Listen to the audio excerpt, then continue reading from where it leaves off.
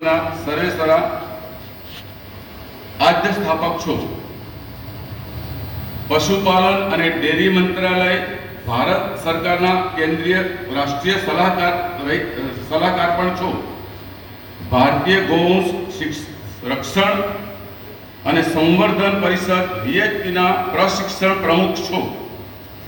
આપ Shri Gujarat association four agriculture સાયન્સના આમંત્રિત સભ્ય છો। आप Shri Shri Shri Ravishankar art of living ना खेतीलक्षी यूनिवर्सिटी ना आप श्री सलाहकार पण छो। तेथी पण प्लस कहूं तो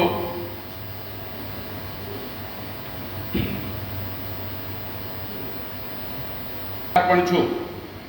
आप श्री बंसी गिर गौशाळा अने गो तीर्थ गुरुकुलना केंद्रमा राखी गो संस्कृतिना पुनरुत्थान माटे पोतानुं जीवन समर्पित कर्युं छे। आप श्री भविष्यनी एवी कल्पना करो छो के ज्यां गाय माता जीवननी तमाम प्रवृत्तिओ केंद्रमां होय। आप श्री पर अने आप श्री नी गौशाळा पर गुरु गोविंद अने गोमानी गुरु कृपा दृष्टि संतोना आशीर्वाद वरिष्ठ आयुर्वेदाचार्यो गोपालको वैज्ञानिको अने गो चिकित्सकोना मार्गदर्शन अने सामान्य नागरिकोना साथ सहकारने कारणे वैदिक गोपालन अने गौ संवर्धनना उत्कृष्ट केंद्र स्थळમાં બની રહ્યા છો। ખેતી પ્રધાન ભારતમાં બૃહદ સમાજમાં 2022 વર્ષમાં નોંધપાત્ર ખેતીલક્ષી પરિણામો મળ્યા છે। ટૂંકા ગાળાની અંદર તેનો નિચોડ ખેડૂત મિત્રો આપની સમક્ષ આજે મળવાનો છે। ભાવનગર 1977 માં જન્મ જીવનના અને કાર્યના મૂળ તેમના પરિવારમાંથી મળેલા છે એટલે જ આપ શ્રીના સમર્થનમાં મોટો આધાર છે। આપ શ્રી તે સમર્થનના મોટો આધાર છો। પારિવારિક પણ સંત સમૂહ જીવન અને રહેણી કરી રહી છે। રાજીવ દીક્ષિતના સ્વદેશી અભિયાનથી પ્રેરિત થઈને 2006માં અમદાવાદ આવ્યા અને પ્રથમ વિદ્યાર્થીઓ તરીકે તેમના 4 બાળકો સાથે ગો તીર્થ ગુરુકુળ એટલે કે વિદ્યાપીઠની એમણે સ્થાપના કરી। मात्र 4 बाळको थी गोवंशनो जबरदस्त विकास ए एमनी देन छे। शरूआतमां अलग अलग गोनत्रनी 5 गायो एकत्रित करी अध्ययन कर्युं अने तेमांथी आजे 800 प्लस गायो साथे बंसी गिर गौशाळा एक विशाळ वटवृक्ष समूह बनी गयुं छे। તમામ ગાયોના નામકરણ થયેલા છે। દોહવાના સમયે જે ગાયને આપ શ્રી એટલે કે ગોપાલક બોલાવે છે ત્યારે એ જ ગાય આવીને ઊભી રહે છે અને એની સાથે એનું જ વાતાવરણ આવે છે। કોઈ ગાય ખૂંટે બાંધવામાં આવતી નથી। હા, ખુલ્લા વાડામાં જ્યારે ઈચ્છા થાય ત્યારે ઘાસચારો પાણી જાતે ગૌ માતા એની જાતે આપણે પણ સમજવું પડશે। એમની દ્રષ્ટિએ સ્વદેશી અને પ્રાદેશિક જાતિઓનું મહત્વ પ્રાદેશિક વિસ્તાર મુજબ કોઈ ગાય નબળી હોતી નથી। પછી એ ગીર હોય કે કાંકરેજ હોય કે ડાંગી હોય કે આપણી દેશી ગાય। ગૌચરનો પુનરુદ્ધાર કરવો। હવે તમે કોઈ ગુસ્સો કર્યો, ગાયને દોઈ રહ્યા છો, આજુબાજુ કોઈ એને ડર લાગે એવું વાતાવરણ થયું તો અહીંયા ઓક્સિડેશનની જગ્યાએ એડ્રેનલ નામનું રસાયણ છૂટે એટલે દૂધ પાછું ઉપર ચડવા માંડે। एक गाय 10 लीटर वाली हो कि 20 लीटर वाली हो, जो एने मन में अनुकूल न आवे तो 500 ग्राम दूध के 200 ग्राम दूध आपीने बाकी બધું ઉપર ચડાઈ શકે અને આખું વેતર ચડાઈ શકે। એટલે તમે એને મહા દીકરાનો સંબંધ સમજજો। જેવું પ્રેમથી બચ્ચું दूध પીશે તો એને પ્રેમથી दूध છોડવાનો આનંદ આવશે। આપણે મનુષ્યની અંદર કોઈ માં 6 મહિના दूध પીવડાવીને બંધ કરે તો બંધ થઈ જાય ને, 1.5 વર્ષ ચાલુ રાખે તો 1.5 વર્ષ ચાલુ રહે ને। એવી રીતે આને એકબીજા સાથે હોર્મોન એ પ્રમાણે એકબીજા સાથે સંબંધ છે। એટલે જેટલું દૂધ આપણે તમે લાંબુ વેતર સુધી પીવડાવશો નહીં તો કેવું થાય, 3 મહિના થઈ ગયા, ચાલો હવે આપણે ખાતા શીખી ગયું છે, બચ્ચાને વાળી લઈએ એટલે દૂધે વાળી લે પછી ગૌ માતા। હકીકતની અંદર એને જ્યારે પ્રેમથી દૂધ પીવડાવો તો એનો પારમો પ્રેમથી છે ને વેતર લાંબુ થઈ જાય। જે ગાયો અમારે ત્યાં 4 મહિના ઊભી રહેતી હતી એની બદલે 10-10 મહિના ઊભી રહે છે। 90% ગાયને અમારે બંધ કરવી પડે છે, એ બંધ નથી થતી। એટલે નુકસાન નહીં જાય આપણી પરંપરા એ હતી કે દહીંને લેવાની ભાવના હતી, એ ભાવના પાછી તૈયાર કરો, એ પાછી વસ્તુ ડેવલપ થઈ જશે. નેક્સ્ટ, આ ઘાસચારા છે, અમે અલગ અલગ પ્રકાર છે, ખાલી બોલો તમે વાટો તો કેટલી કોસ્ટ, બરોબર છે? એટલે આ ઘાસચારાના અમે થોડીક ગાંઠો અહીંયા લઈને આવ્યા છીએ. એટલે આવા ઘાસચારા તમે શેઢે પાડે લાવો અથવા થોડોક એક નાનો ક્યારો કરી દો, તમારે એકદમ ઓછા ખર્ચમાં લીલો ચારો 12 મહિના મળી રહે. અને પાણીની વ્યવસ્થા ન હોય ને તો તે ઘરમાં આપણે વાસણ સાફ કરતા હોય ને એની બાજુમાં ડોલ રાખીને રોજ થોડાકને પાઈ દો, તમારી ગાયને 12 મહિના લીલું મળે. એટલે બાનું નહીં ગોતવાનું, સમાધાન ગોતવાનું, બરોબર? આવું ઘાસચારાનું બિયારણ હું આપને અહીંની સંસ્થા વતી અને એમના નાની શરૂઆત કરીશું, બરોબર? જ્યાં પાણી ભરાઈ રહેશે ત્યાં અલગ ઘાસો થશે. એક પત્તા સાથે ગાયને ખવડાવશો ને, એક ગાયને જો 10 કિલો ખવડાવી ને તો તમારે દાણનો ખર્ચો 50% સુધી ઘટી જશે. ગાયની તબિયત બદલાઈ જશે.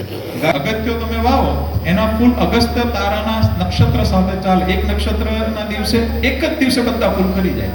એના પત્તા, ડાળીઓ, ફૂલ એ ગાયોને ખવડાવો, ગાયોની તંદુરસ્તી જ અલગ રહેશે. આમાં કોઈ અલગથી ખર્ચો નથી કરવાનો, તમારા શેઢા પાળાથી જ બધી ગાયો પડવાની છે. એટલે અમે શું કર્યું ખબર છે?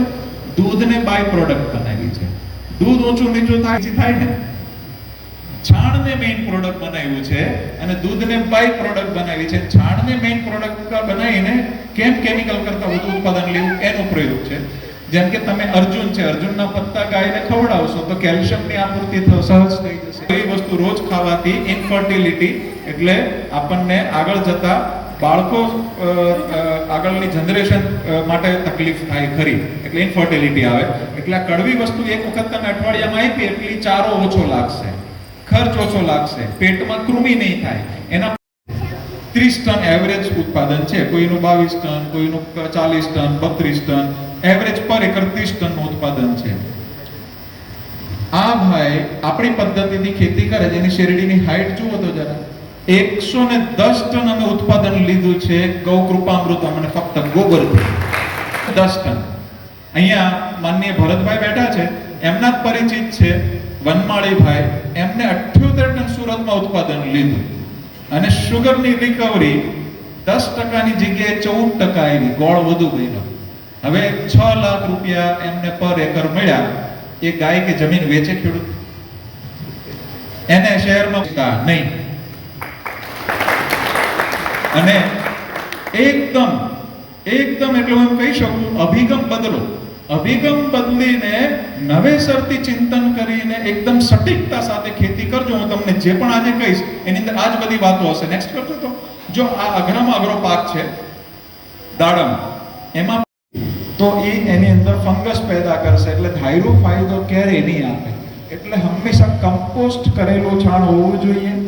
બીજું કે નાખવાનું તો નાખી તરત પછી ખેતી થોડાક જ દિવસની અંદર ચાલુ થઈ જવી જોઈએ, અઠવાડિયા 10 દિવસમાં. એટલે એની ગુણવત્તા એ ખાતરની બનેલી રહેશે. એટલે આ હું જે પણ કંઈ કહી રહ્યો છું એ અમે પ્રયોગો કરેલા છે, અનુભૂત પ્રયોગો છે અને પછી મોઢામાંથી શબ્દો નીકળે છે. એટલે તમે પોતે અનુભવ કરજો, તમને અંદાજો આવશે હું જે કહી રહ્યો છું. અને ઉનાળામાં બહુ જમીન ખેડીને ખુલ્લી નહીં રાખવાની. તમે જે પણ જૂનું છાણિયું નાખેલું છે એના કેટલાય કાર્બન લોસ થઈ જશે. એટલે વાવણીના 15-20 દિવસ પહેલા જ ખેડવાની પ્રોસેસને ચાલુ કરજો, તો તમને બહુ જ ઊંચી ગુણવત્તાના પરિણામો મળશે. પછી જેમની પાસે ગોબર ગેસ હોય તો હજી દેવાનું, તાજું છાણ એમાં નાખી દો, આ બેક્ટેરિયામાં નાખી દો. 10 કિલો છાણ હોય ને તો 20 લીટર બેક્ટેરિયા નાખી દો, ઉપર ઢાંકી દેવાનું. હવાની આવર જવર થવી જોઈએ. 20 જ દિવસમાં આ બેક્ટેરિયામાં આવે તો આપણી સારી વસ્તુ બીજામાં જઈએ કે નહીં એ વિચારવાનું. એટલે જો આ એક બેક્ટેરિયા તમે માર્કેટમાં લેવા જાઓ ને તો 200 રૂપિયા લીટર મળે. ઘડીએ ખરીદવા જવું પડે, ઘરે ન બને. 5 બેક્ટેરિયા એક વિદેશી કંપની દેશમાં સમસ્યા એક્ઝેક્ટ શું છે? તો દેશનો દર વર્ષનો ખર્ચો ખેડૂતો અને સરકારનો થઈને યુરિયા, ડીએપી, પેસ્ટિસાઇડ, ન્યુટ્રિશન ને બધો થઈને 15 લાખ કરોડની નજીક છે. એ બધો બચી શકે આનાથી. ગાય બચે કારણ કે છાણ જોઈએ છે આમાં. સ્વાસ્થ્ય બચે ખેડૂતનું. બીજું 75% પૈસા વિદેશ જાય છે. એક ઈસ્ટ ઇન્ડિયા કંપની બંધ થઈ છે, પણ આ બધા કેમિકલ અને યુરિયાના 75 બિલ બનાવી દીધું વકીલ પાસે કે આખી દુનિયાના દરેક ખેડૂત ગૌ માતા, ધરતી માતાનો અધિકાર છે. આ ફ્રી શીખવાડશો, ફ્રી આપશો ને ફ્રી કરશો. આનો વ્યાપારીકરણ નહીં થાય. દરેક શિબિર નિઃશુલ્ક હશે. એક પણ પૈસાનો વ્યવહાર ખેડૂત સાથે કરવામાં આવશે નહીં. અમે 600 શિબિર કરી ચૂક્યા અત્યાર સુધી, એક પણ વ્યવહાર નથી કરતો. હવે તો અમે તો ઓછામાં ઓછા 100 લોકોએ તમારે આપવું, 30 રૂપિયામાં થઈ જાય. આપશો ને? ઓકે. પહેલું કોને આપશો? તો કે જો ઘણી વખત શું થાય ખબર, આવો પાક સારો જોવે ને, બાજુવાળો નબળો હોય ને, એ ભાઈ પૂછે કે ભાઈ આ શું નાખ્યું તમે? કે ડબલા બદલી નાખેલું. આવું થાય છે કે હે?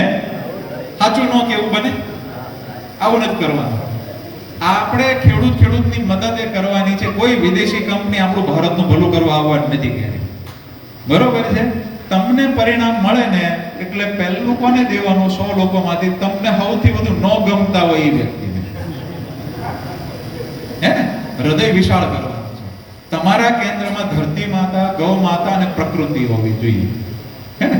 જો અહીંયા બધાના જે ફોટા છે ને, અમારા બધા જ આદર્શો છે. આ બધા લોકો હોય એ આદર્શ ક્યારે ફોટા લાગ્યા છે, હે ને? મને આજે બહુ એમ ગમતો સાઈડમાં નથી નાખ્યું. તો એ 10 ગાય રાખી શકતા હતા, અત્યારે 80 ગાય રાખી શકે છે, કારણ કે ઘાસચારાનો ખર્ચો બચી ગયો આપણે છે.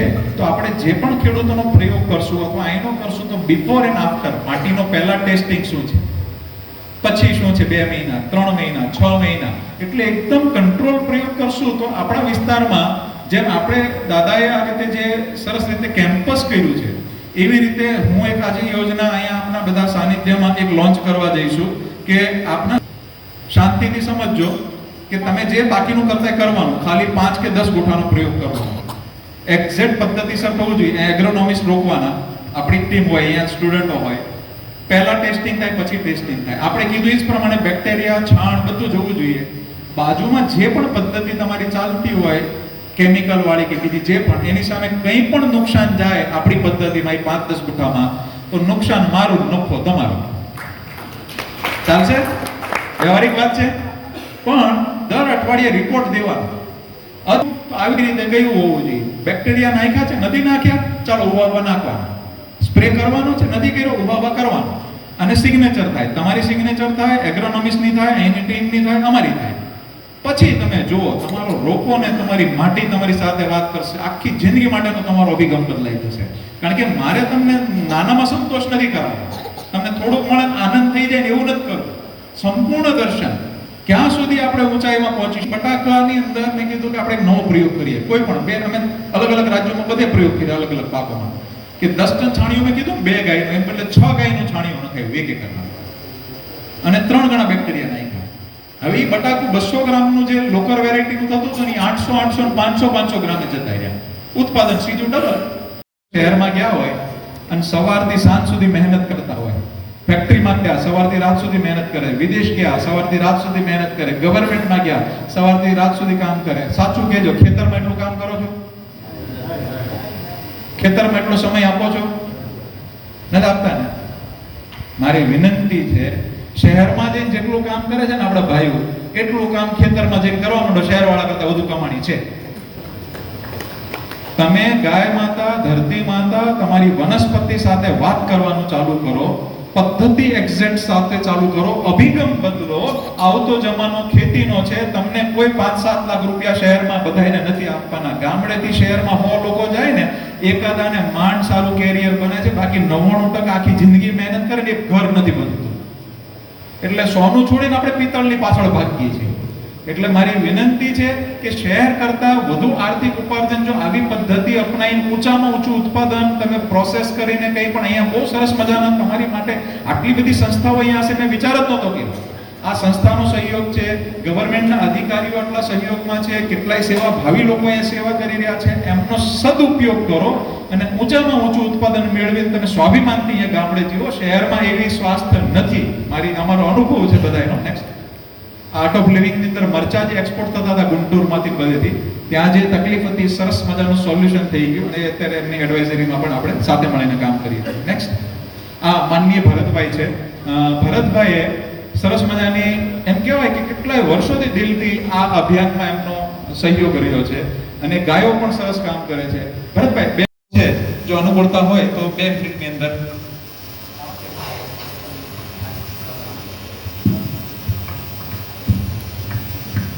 જય ગૌ માતા. અહીંથી 33 કિલોમીટર પર સાગબારા તાલુકાનું દોધનવાડી ગામ છે. તે મારી કર્મભૂમિ છે. હું વ્યવસાય શિક્ષક છું. 21 વર્ષથી સેવા બજાવું છું. ભાઈ શ્રી ગોપાલભાઈ સાથે છેલ્લા 7 વર્ષથી અમે જોડાયા છે અને ગૌકૃપા અમૃતમ બેક્ટેરિયા એ શરૂઆત કરી હતી. શરૂઆતમાં અમે દક્ષિણ ગુજરાતમાં 4 મિત્રો લાવ્યા હતા અને એનો પ્રચાર પ્રસાર અને પોતાના ખેતરમાં એનો પ્રયોગ કર્યા. એનાથી ખાસ કરીને મને આંબા કલમમાં એવું પરિણામ મળ્યું કે જુલાઈ મહિનામાં આટલા વાવાઝોડાના સમયમાં પણ 1.5 કિલોની રાજાપુરી એ ઝાડ પર હૈયા અને એ અમે ડેમોન્સ્ટ્રેશનમાં લઈ ગયા હતા, જે સ્ટોલ પર મૂકી હતી અને મહામહિમ રાજ્યપાલ શ્રી અને આપણા સીએમ સાહેબે એ ફ્રૂટને જોયા હતા. એની તંદુરસ્તી, એની ગુણવત્તા જોઈને સાહેબે મને હતી. એટલે ગૌકૃપા અમૃતમ બેક્ટેરિયા આપણને ક્યાં પહોંચાડે છે. બીજું, અમારા જે 4500 જેટલા ખેડૂત મિત્રો મારી નંદનવન ગૌશાળા સણવલના તાલુકો મહુવા જિલ્લો સુરત ત્યાંથી લઈ ગયા છે અને એ લોકોએ કેટલાય લોકોને આપ્યું છે અને સતત અમે સંપર્કમાં છે. અત્યારે આ બધાના પ્રતાપ રૂપે, પરિપાક રૂપે જે શેરડીનું મોડેલની વાત થાય છે તો દક્ષિણ ગુજરાત અને લગભગ ગુજરાતનું એટલું મોટું એક મોડેલ આપણા બારડોલી વિસ્તારમાં થવા જઈ રહ્યું છે કે જેમાં અમે એકી સાથે ભાઈ શ્રી ગોપાલભાઈના માર્ગદર્શન હેઠળ વધુ ગોબર, વધુ ગૌકૃપા અમૃતમ બેક્ટેરિયા અને વધુ ઉત્પાદન, એ જે સિદ્ધાંત મુજબ અમે 45 વીઘા એ અલગ અલગ અંતરે મોડલ, એટલે કે 8x6 નું મોડલ, આપણે 8x5 નું મોડલ અને 6x3 નું મોડલ, એવા અલગ અલગ મોડલ અમે કરવા માટે જમીનની પૂર્ણ તૈયારી ચાલે છે.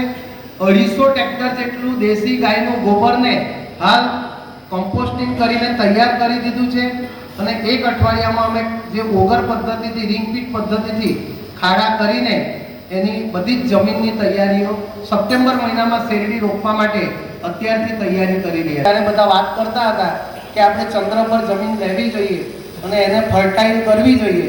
આપણા ઉમરપાડા, સાગબારા, ડેડિયાપાડા ના ઘણા બધા ડુંગરો હજુ ખાલી છે, તો આપણે એમાં કંઈ ને કંઈ ફળ ઝાડ વાવીએ, કંઈક પાકો કરીએ, અહીંના સ્થાનિક મિલેટ વાવીએ. ને ગૌકૃપાને એવી વસ્તુ છે કે કોઈ પણ ગ્રોથ પ્રમોટર માટે કે રોગ જીવાત માટે આપણે કશું જ વિચારવાની જરૂર નથી. એક્સપેરિમેન્ટો ઘણા બધા થઈ ગયા છે, છતાં ભાઈ શ્રી ગોપાલભાઈ આપણને કહે છે એક નાના ટુકડામાં પ્રયોગ કરો.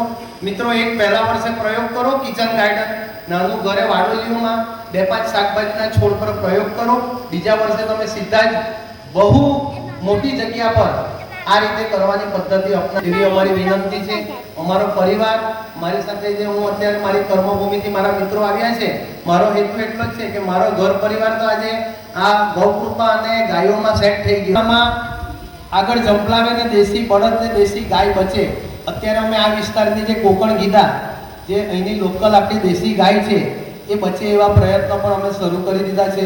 દોધનવાડીમાં અત્યારે અમે 6 જેટલી ગાય માતાઓ રાખી છે અને એના આધારે જ અમે ગાય આધારિત ખેતી અહીંથી 33 કિલોમીટર દૂર પર અમે કરી રહ્યા છીએ. આ જ વર્ષે અમે શેરડીનું મોડેલ પણ બનાવ્યું છે.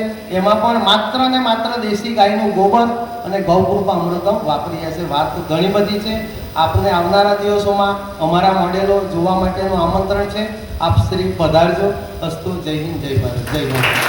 ખૂબ ધન્યવાદ. એમની સાથે એમના સુપુત્ર પણ આવ્યા છે અને આખું જ પરિવાર દિવસ રાત મહેનત કરીને એક આદર્શ ખેડૂતનું જીવન જીવી રહ્યા છે. એ બદલ ખૂબ ખૂબ આભાર ભરતભાઈ. નેક્સ્ટ કરજો તો. પછી એને સંખ્યા જે કીધી ક્વોન્ટિટીની, મેં કીધું આ તો તમે કીધું એનાથી 15% નથી ગયું. મેં કીધું ભલે નાનું કરો, ઠીકથી કરો. એટલે એણે કર્યું અને પછી મને ફોટા મોકલ્યા. એ કે જુઓ, સીધું 2.5 ગણું ઉત્પાદન.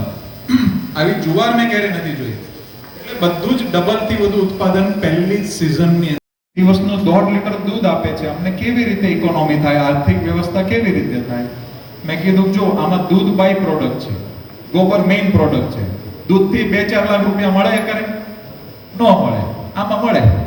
તો મેં કીધું આમાં ચિંતા નથી, પણ છતાંય તમારી ડાંગી દૂધમાં બદલાશે.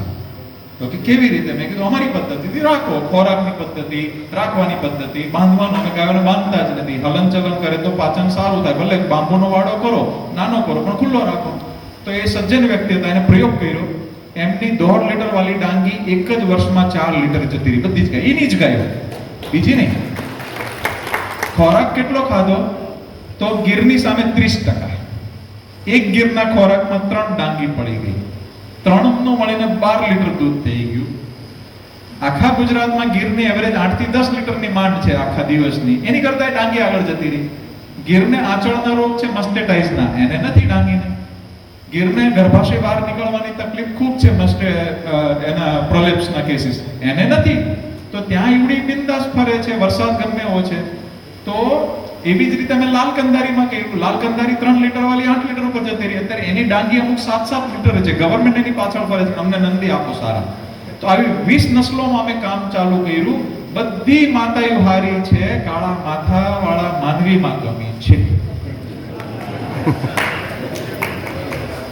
અમારા ગુરુકુળમાં એક ચિંતન થાય રોજ, બધા પોતપોતાના ઈષ્ટદેવને રોજ યાદ કરી લેવાના અને રોજ સાંજે પોતાની ભૂલ ગોતવાની, ગામની નહીં. આજ મારે પ્રકૃતિમાં શું ભૂલ થઈ, વર્તનમાં શું થઈ, કોઈનું અપમાન તો નથી થયું, ને રોજ પોતાની ભૂલ ગોતો, પોતે ઠીક થાવ, દુનિયા એની મેતે હારી થવા માંડશે. બરોબર છે? નેક્સ્ટ. એટલે તમારે કરવો હોય તો 5 ગાયમાં કેવી રીતે ગાય ચૂઝ કરવી, કેવી રીતે એને નરિશ કરવું, બધું જ બેકઅપ અમે દેવા તૈયાર છીએ. એટલે 5-5 ગાયથી પ્રયોગ કરજો, એની લોકલ ગાયનું પરફોર્મન્સ બદલાશે અને બદલાશે, મને પૂર્ણ શ્રદ્ધા છે. બરોબર છે? આ કપાસમાં ખેતી છે, આ ભાઈ વકીલ છે અને એગ્રોનોમિક્સનું ભણે છે. તો ગાય આખું બેક્ટેરિયાથી એક્ઝેક્ટ પદ્ધતિ કરી, અને કઈ ચૂક ન રહી ગઈ. પહેલી જ સિઝનનો કપાસ જુઓ, સીધું ડબલ ઉત્પાદન કપાસમાં આવ્યું. હમણાં આ જ વર્ષે સૌરાષ્ટ્રની અંદર એક આપણા આત્માના જ અધિકારી છે, પોતે યુવા છે અને ખેતી પણ કરે છે પોતાની. 2.5 લાખનો કપાસ એકરે થયો, 50,000નો ખર્ચો બધો વાત કરતા 2 લાખ રૂપિયા એકરે કપાસમાં કમાણે. લ્યો, કેવું છે? એને જમીન વેચવી પડે. એટલે આવી રીતે તમે સરસ મજાના પાકો કરી શકો. અને તપાસની અંદર તેલની ટકાવારી એના બીજમાં બદલાઈ ગઈ, વધી ગઈ. એટલે હું જે પણ એટલા માટે બધું ડિટેલમાં કહું છું કે તમે પણ એની ક્વોલિટી કેટલી બદલાય છે અભ્યાસ કરજો. તો એમનો લાભ લેજો, એમની સલાહ લેજો કે આપણા વિસ્તારમાં કયા ફળ ફ્રૂટ થઈ શકે, કયાનું આપણું નેટવર્ક વેચાણ માટે થઈ શકે, કેની સહકારી મંડળી બની શકે. તો એનો ઉપયોગ કરશો તો તમારી આર્થિક વ્યવસ્થા હજી ઘણો મોટો ફાયદો થઈ શકશે. આ કેળામાં પરિણામ છે. આ ભીંડા, અમારા ગુરુકુળના બાળકોએ ભીંડા ઉગાડેલા. ભીંડા પણ અહીંયા કરે છે ને ઘણા લોકો, પણ સંખ્યા કેટલી આવે એક સિઝનમાં? લગભગ 30 આજુબાજુ આવે, 35 થી 40, હે ને? આ અમારા ગુરુકુળના બાળકો ભીંડા ઉગાડે છે, દેશી છે. એ બીજ હું અહીંયા મોકલાવીશ, થોડો નાનો પ્રયોગ કરજો. એક ભીંડામાં એવરેજ અમારે 100 થી વધુ શીંગો અમારા ગુરુકુળના બાળકો લે છે, અને દેશી છે. એટલે એક વખત બિયારણ તમારી પાસે આવે પછી બીજી વાર અમારી પાસે લેવા આવવાની જરૂર નથી, કંપની પાસે જવાની જરૂર નથી. એટલે પ્રયોગ કરજો. આપણા સંસ્થામાં કેમ્પસમાં પ્રયોગ કરીશું ભેગા મળીને.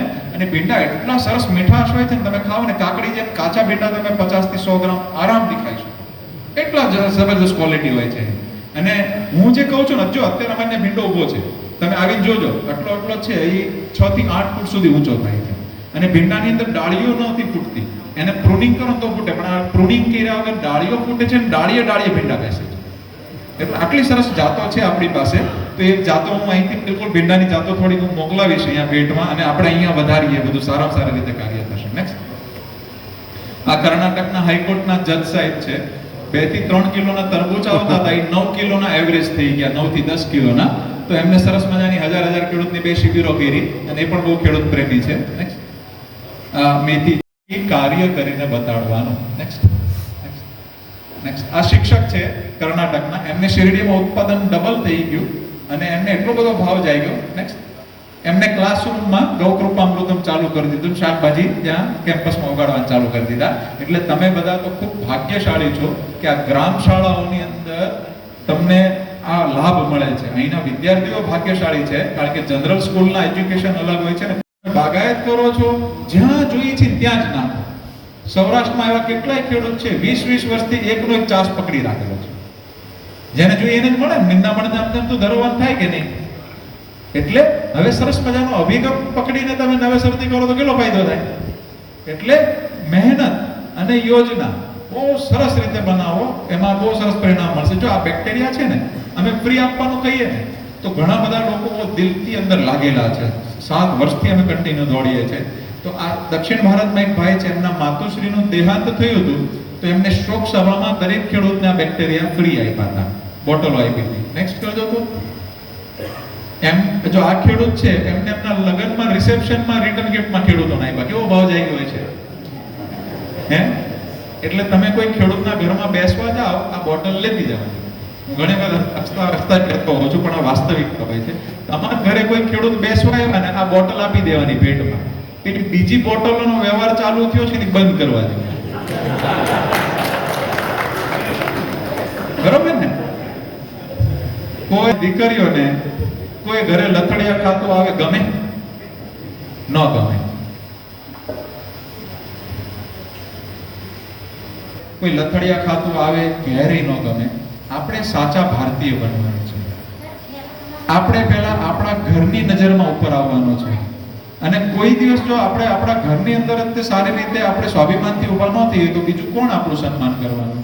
એટલે આપણે આ એક એવા કેમ્પસમાં બેઠા છીએ કે જ્યાં ત્યાં સંસ્કારના સિંચનો થાય છે. એટલે મારી વિનંતી છે કે પીવા માટે લાખો વસ્તુ છે, પી લેવાની. નહીં પીવા જેવું નહીં પીવાનું. ખાવા માટે લાખો વસ્તુ છે, નહીં ખાવા જેવું નહીં ખાવાનું. ભગવાન એમાં રાજી હોય, બરોબર છે? આચરણથી રાજી હોય. પછી આપણે ગમે એટલું નામ લઈએ પણ તો ગડબડ જ છે, બરોબર છે? અચ્છા, ઘણા લોકો એમ કે ભાઈ મારે તમાકુ છોડવી છે, મારે પેલું છોડવું છે, પણ મને શું લાગે? તલબ લાગે.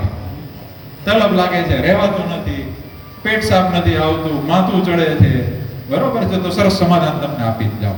એવું જે કોઈ બાનું કાઢતા હોય અથવા બાનું ન કાઢતા હોય, સાચી તકલીફ હોય બિચારાને, નોય છૂટતું હોય, તો એના માટે સરસ મજાનો સમાધાન તમને કહું છું કે આદુ છે ને, આદુની સ્લાઇસ કરી દેવાની. આદુની ટુકડા કરી દો, એની અંદર લીંબુ નીચવી દો અને સેંધવ નમક નાખી દો, એને સૂકવી દો. જ્યારે તલબ લાગે ને મોઢામાં નાખીને ચૂસવા માંડવાનું. એટલે એની અંદરથી સલ્ફર છૂટે ને એટલે તલબ લાગતી બંધ થઈ જાય. બરોબર ને? એટલે આજથી કોઈ બાનું કાઢે તો બાનું ચલાવવાનું નહીં. હાલો, હું મદદ કરું છું. એટલે આટલા સરસ સમાધાનો આપણે થઈ શકશે. તમારે દાણ જાતે બનાવવું. બહાર બહુ ભેળસેળ આવે છે. ગાયને બચ્ચું આવ્યું તો ઝેર પડવાની રાહ નહીં જોવાની. જૂની માન્યતામાંથી બહાર નીકળજો. 15 મિનિટમાં એ બચ્ચાને દૂધ પાઈ દેવાનું. 15 મિનિટની અંદર ઊભું ન થતું હોય તો તેડીને પાઈ દેવાનું.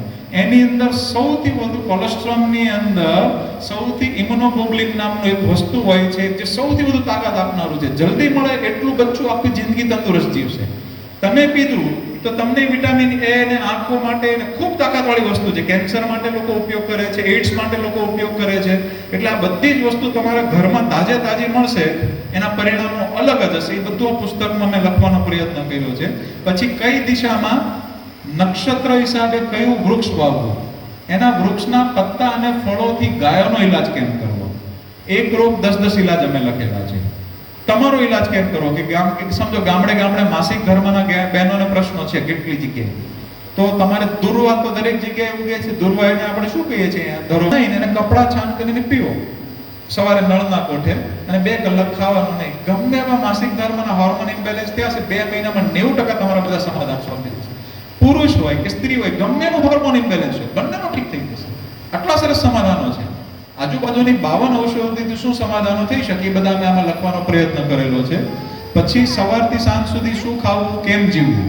દર 2 ચમચી દેશી વલોણાના ઘીમાં છે. બ્યુટારેટ 1 લાખ રૂપિયા કિલો વેચે છે ઇન્ટરનેશનલ માર્કેટમાં. એ 2 ચમચી દેશી ગાયના ઘીમાં છે. પણ એ ઘી કયું હોવું જોઈએ? અઠવાડિયાનું ફ્રીજનું મલાઈનું ભેગું કરેલું નહીં. સાંજે દહીં જમાઈ દેવાનું, સવારે વલોણ કરો અને માખણ આવ્યું અને એનું ઘી બનાવો. એ ઘી અને દેશી ગાયનું ઘી હોવું જોઈએ, બરોબર છે? પણ ઘી ખાવાની સિસ્ટમ ખબર હોવી જોઈએ કે ઘી ખાઈને પાણી ન પીવાય. પાણી પીવો તો નુકસાન થાય, ગરમ પાણી પીવો તો ફાયદો થાય, ખાલી પેટે સવારે પીવો તો વજન ઘટાડે, બપોરે ખાવ તો અલગ ગુણ છે, રાત્રે ખાવ તો અલગ ગુણ છે. એટલે ઘી ખાવાની સાચી પદ્ધતિઓ એવું લખ્યું છે. દૂધ ખાવાની સાચી રીત જ નથી સમજતા લોકો. આયુર્વેદની અંદર સંપૂર્ણ આહાર કોઈને એકને કીધો હોય તો ફક્ત ને ફક્ત દૂધને કીધો છે, બીજા કોઈને નથી કીધો. હવે એ દૂધ ખાવાની સાચી પદ્ધતિ શું? તો તંદુરસ્ત ગાયનું કાચું દૂધ. દૂધને જેવું ગરમ કરો એટલે વિટામિન B12 0. કેલ્શિયમ તે અવેલેબલ ફોર્મમાં રહેતું જ નથી. કેટલાય એન્ઝાઇમ્સ 0 થઈ જાય છે. લેક્ટોફેરિન નામનું કમ્પાઉન્ડ છે 90% લેપ્સ થઈ જાય છે. હવે આ બધી જ વસ્તુ કાચા દૂધમાં છે. બરોબર છે, પણ કાચું દૂધ ગરમ કરો નહીં તો આમ થઈ જશે ને તેમ થઈ જશે, પીવડાવે ને બધા, કોઈ પીવાની જરૂર નથી. બરોબર છે. બીજું, આયુર્વેદમાં સ્પષ્ટ કીધું છે કે કોઈ દિવસ કાચું દૂધ છે કે દૂધ કોઈ પણ હોય એને કોઈ ફળ સાથે ખાવું નહીં. દૂધ સાથે ખાવી છે તો સેંધવ નમકમાં છે તો સામુદ્રિક નમકની રોટલીને વિરોધાભાસ થાય. હવે આમાં આંગળી પર કરો કેટલા ઘરમાં પાલન થાય? લો, આ મને કહ્યું કે 2 ઘરમાં થયું, આ 2 ઘરે માંડ નીકળે છે. તો હકીકતની અંદર અજાણતા આપણે પ્રવાહમાં ચલા જઈએ. આજે સમજો બધા લોકો એમ કે પીઝા અને મિલ્કશેક સાથે ખવાય, 200 વર્ષ પછી એમ કહેશે કે અમારા બાપ દાદા ખાતા હતા, એ તો આરે ખવાય. એમ સાચું થોડું થઈ ગયું? 5000 વર્ષ પહેલા કે 10,000